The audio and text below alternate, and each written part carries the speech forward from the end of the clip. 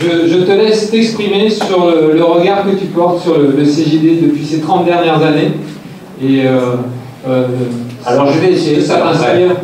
Je vais essayer de faire bref parce que le CJD pour moi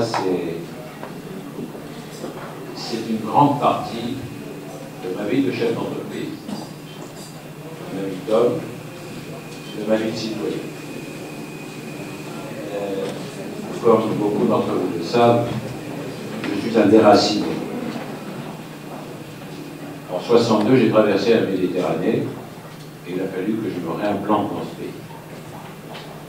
Quand je quitte ce pays, parce que de l'autre côté de la Méditerranée, la métropole c'était loin, on était bien là-bas, on voulait y rester, on a été obligé d'en partir.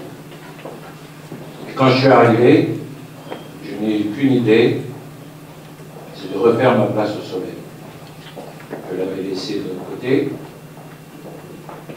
et je suis monté sur Paris. C'était pas vers le soleil que j'allais, c'était vers le miroir aux alouettes du pouvoir.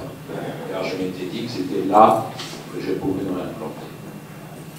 Et pendant de 62 à 70, une seule chose comptait, mon entreprise que j'avais créée. Je suis un créateur d'entreprise. Et deuxièmement, ma famille.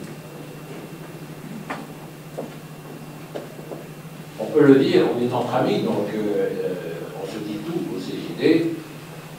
On n'a pas été tellement bien reçus quand on est arrivé en France. C'est pour ça que je ne suis pas resté dans le sud, parce qu'ils étaient trop nombreux à vouloir rester dans le sud, c'est pour ça que je suis monté un peu plus au nord, donc à Paris. Et j'ai eu la chance d'avoir un de mes collaborateurs qui était le beau-frère de Pierre Castelnau. Un certain nombre des anciens l'ont bien connu. Pierre, et ce collaborateur me dit, mais vous devriez rencontrer mon beau-frère, il est au CJD. Mais j'ai dit, non, moi je veux partir, je veux rien, je veux pas, je m'occupe de mon entreprise et je m'occupe de ma famille. Et il me fait rencontrer son beau-frère, Pierre, lequel me dit il va y avoir un grand congrès à Cannes. C'était la sortie du mandat de Pierre Delon. C'était Chaban-Delmas qui était à Cannes.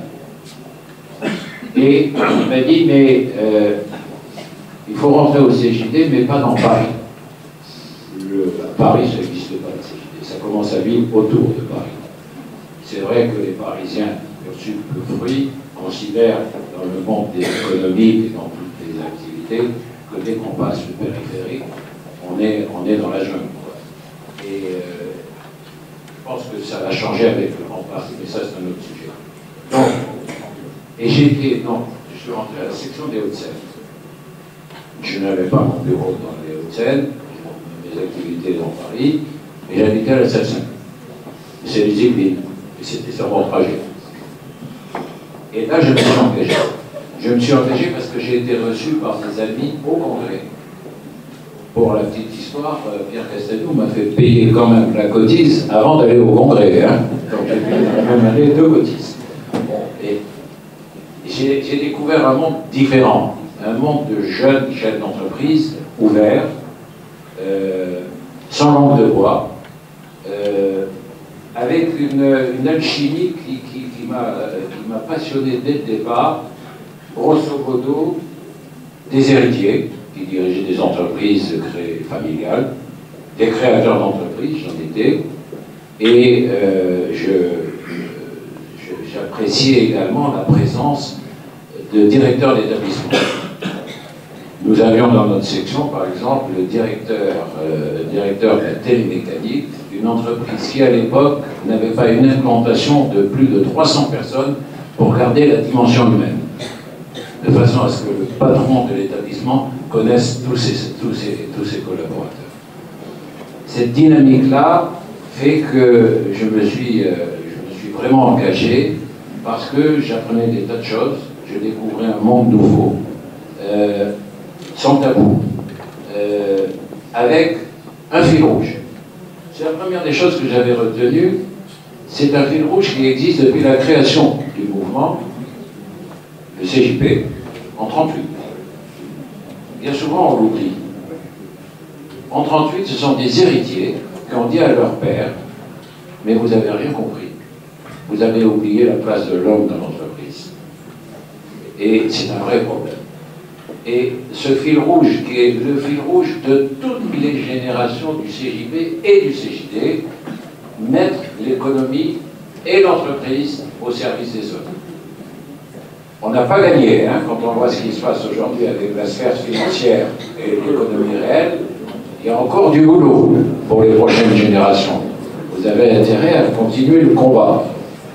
Mettre l'économie et les services, et mettre l'économie et l'entreprise au service des hommes. Deuxième chose, c'est vrai, Franco l'a rappelé tout à l'heure, on avait ce slogan de mettre l'économie, oui, non, le politique prime l'économie. Quand je suis rentré au CJD, ça faisait partie des valeurs. Quand j'ai pris la présidence du CJD et que j'ai quitté le CJD, c'était plus dans mes valeurs. Pourquoi? Parce que, vous l'avez raconté tout à l'heure, on a vécu 2 périodes électorales à l'époque, quand j'étais président ou vice-président, les municipales de 77 et les législatives de 78. Et on sentait qu'il y avait une montée en pression de la gauche et que les élections risquaient de ne pas perdurer suivant la même tendance. Et on a osé à l'époque, on s'est fait virer du CNPF à cause de ça, d'ouvrir les dialogues 78. Dialogue 78, c'était on prend un homme politique, de droite comme de gauche. On va avec lui dans une région. On demande à la région d'organiser un colloque sur le dialogue 78. À l'époque, on se mettait à 2 à la tribune avec l'homme politique, animé par un journaliste. On invitait les notables de la région, les autorités, et on avait un dialogue avec un homme politique. Et c'était toujours la même chose. Parce que le dialogue, nous, on adressait les hommes politiques, de droite comme de gauche, sur le programme commun, sur le programme de la droite, sur le procédé. C'était l'époque où on parlait de la nationalisation. Ça, le CJD, on l'oublie souvent. Dans le programme commun, il y avait une nationalisation de toute entreprise à la majorité des associés, des salariés. C'était dans le programme commun. Rappelez-vous, le Parti communiste, le Parti socialiste et les radicaux de gauche. Et c'est nous qui avons mis le virus chez les radicaux de gauche pour dire ça ne tient pas debout leur machin. Et c'est Robert Fabre à l'époque qui était le président des radicaux de gauche. Les radicaux de gauche sont sortis de l'union de la gauche à cause de la petite phrase. C'est 3 fois rien, parce que la nationalisation c'était un peu. Alors ils se renvoyaient là-bas, le Parti communiste disait mais c'est pas moi, c'est les socialistes, tout ça dans le programme global, et les autres disaient mais c'est pas. Et là j'ai compris pourquoi. J'ai compris que on est en train de faire un mauvais choix, le choix de le politique prime l'économie. Parce que dans tous ces dialogues que nous avions le soir, en fin de journée, comme ce soir, et puis après on dînait, mais on dînait pas tous ensemble. On dînait avec l'homme politique qu'on avait déplacé, pas dans sa région, on avait fait venir Pierre Gaulois à Rouen et le Canuet à Montpellier. On restait avec l'homme politique qui était là avec son conseiller parce que. Et c'est le Canuet qui nous a fait comprendre un petit peu la différence qu'il y a entre le monde politique et le monde de l'entreprise et les échecs assez patents de tous les chefs d'entreprise qui ont essayé de s'initier en politique, sauf qu'ils en ont permis. Chaque fois, on reprenait le débat à la table et ce n'était pas le même débat. C'était, tout à l'heure, je vous ai dit, vous comprenez politiquement, je ne peux pas, mais je dis, mais attendez, c'est pas possible, vous y croyez ou vous n'y croyez pas. Et j'ai compris que les hommes politiques ne tiennent jamais le même discours en public qu'en privé. Et tous ceux qui ont eu l'expérience des relations avec les politiques le savent. Et que deuxièmement, quand vous êtes en confiance avec un homme politique, ou plutôt que l'homme politique est en confiance avec vous, quand il tire sur des adversaires politiques, c'est jamais les adversaires politiques de l'autre bord, c'est les adversaires politiques de son bord, à qui ils veulent prendre notre bord. Donc, la politique prime l'économique, ça fait un moment que j'y crois plus. Et mes expériences derrière allaient demander au patron du CAC 40 si c'est eux qui ont le pouvoir ou si c'est les politiques.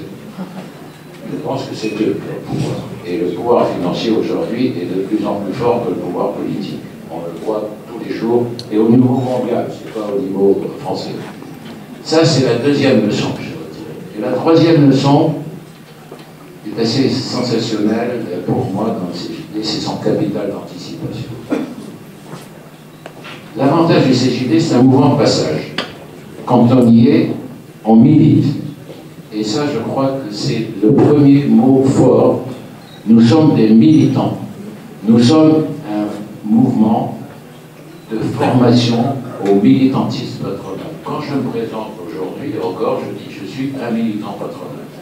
Et je n'ai jamais voulu faire de politique, ni à droite, ni à gauche, ni au centre, ni devant, ni derrière. Je suis un militant patronal parce que je considère qu'en tant que chef d'entreprise, pilote de nos entreprises, mais aussi citoyen, nous avons un pouvoir de faire évoluer la société dans le sens où on veut la faire évoluer.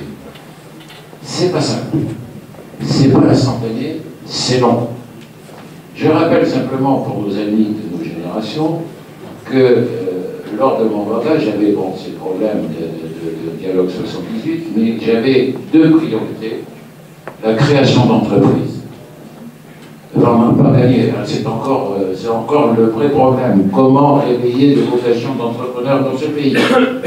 Et c'est comme ça qu'avec Pierre Belon, on a lancé la semaine école entreprise pour aller dans le secondaire expliquer aux jeunes ce que c'est que d'être chef d'entreprise ou créateur d'entreprise, enfin être entrepreneur au sens noble du terme. Ça, c'est le deuxième, pour moi, un des éléments essentiels. Et je dirais, parce que je pourrais beaucoup parler du CJD, que je suis rentré au CJD d'abord pour me former. Me former avec des copains.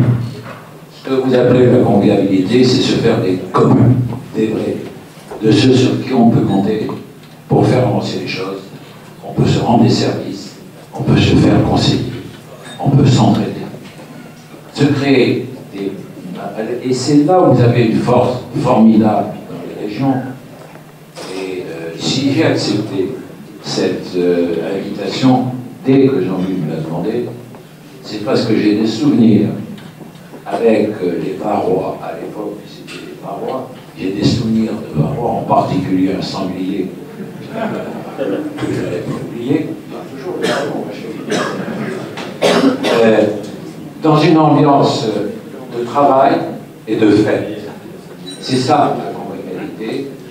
Alors, je pense que je pourrais beaucoup parler. Et il y a quelque chose que j'ai retenu de notre ami Franco.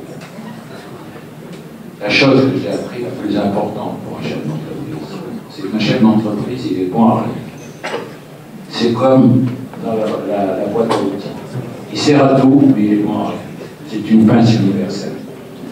Et le chef d'entreprise doit savoir déléguer, doit savoir tomber. On est toujours tous très impressionnés par la réussite de Pierre Belon. Je l'appelle le père du régiment. C'est le doyen, je suis le vice-doyen, donc parmi les présidents. Et j'ai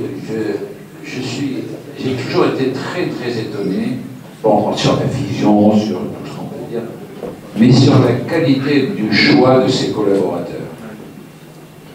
Je peux vous assurer que c'est une des choses, que ce soit au niveau de son entreprise, et Françoise de Servia, puisqu'on le connaît, puisqu'il a fait bouger le patronat, c'est-à-dire le CNPF hier et le MEDEF aujourd'hui, de l'intérieur, en faisant passer toutes ces valeurs qui sont les nôtres.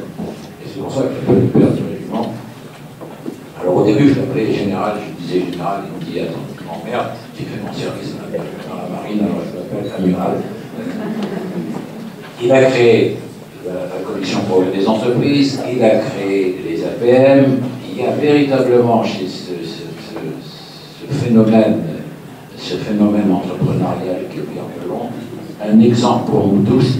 Et ça doit faire réfléchir les jeunes aujourd'hui. Il est indispensable, et c'est une pénurie que nous avons dans ce pays. On a trop malheureusement l'habitude, quand on est chef d'entreprise, ça c'est quelque chose que j'ai toujours entendu dire à Pierre, mais on ne peut pas rester local, on ne peut pas rester régional. Il a toujours eu l'ambition de monter à l'étage au-dessus. Je crois qu'on a besoin d'entreprises, dans le cadre de la mondialisation, on a besoin d'entreprises moyennes grosses. Il n'y a qu'à regarder ce que font les Allemands. Les jeunes, c'est ça qu'il faut que vous fassiez. Et si j'avais un message à faire passer, c'est celui-là ce soir, et je m'arrête là. Merci Louis Gaston.